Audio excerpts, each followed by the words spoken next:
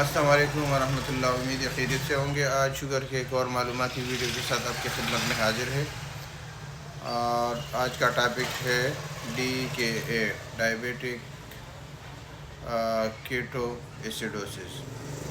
یہ ایک سنگین صورتحال ہے جو عموماً ڈائبٹیز ٹائپ 1 کے مریضوں کے ساتھ آ جاتا ہے۔ مریض کبھی انسولین نہیں لیتا، اپنا مینجمنٹ ٹائم پر نہیں کرتا، دوائی نہیں لیتا، تو اسی صورتحال میں جسم کو تو توانائی چاہیے، وہ توانائی لیتا ہے کاربوہائیڈریٹ سے۔ جب انسولین نہیں ہو تو خون میں شوگر کا سطح بڑھ جاتا ہے، خون میں شوگر کی سطح بڑھ جانے سے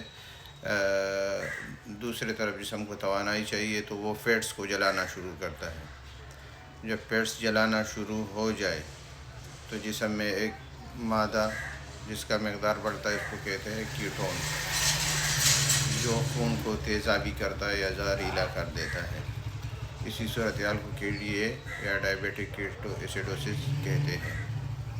اس قسم کے مریضوں کو ایک تو شدید پیاس لگتا ہے، دوسری بات یہ ہے کہ بار بار پیشاب آتا ہے، تیسری بات یہ ہے کہ سانس سے پھلوں جیسا خوشبو آتا ہے، چوتھی پر متلی اور قے ہوتا ہے، پانچویں سانس لینے میں تکلیف ہوتا ہے، چھٹی میں شدید تکن اور کمزوری یا ذہنی الجھن ہوتی ہے، خون میں شوگر کی سطح بلند ہو جاتی ہے۔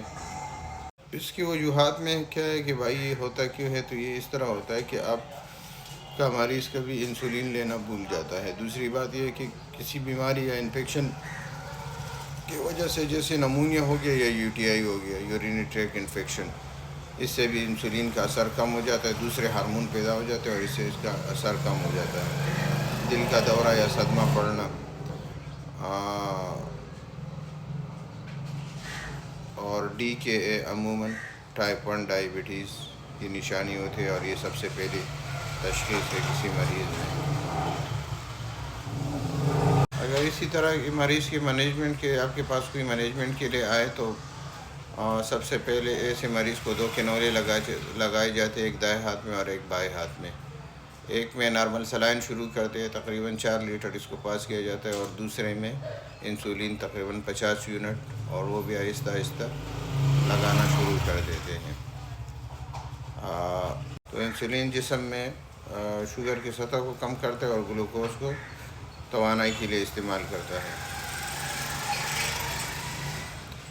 دوسری بات یہ ہے کہ نمکیات، الیکٹرولائٹس، پوٹاشیم وغیرہ کا سطح کنٹرول کیا جاتا ہے، اور سانس میں اگر دشواری ہو تو اسی صورتحال میں پھر مریض کو ایمرجنسی میں داخل کیا جاتا ہے۔ تو یہ چند باتیں تھیں کیٹو ایسیڈوسس کے متعلق، کیونکہ بعض پیشنٹ کبھی کبھی بہت زیادہ شوگر کا رپورٹ کرتے ہیں کلینک میں، تو کچھ حضرات اس کو ڈائریکٹ گلوکوفیج وغیرہ یا دوائیوں پر رکھتے ہیں۔ تو مہربانی یہ کری کہ اس طرح کے پیشنٹ کو اس کا صحیح تشخیص کے لیے اسپتال بھیجا کرے۔ بہت بہت شکریہ۔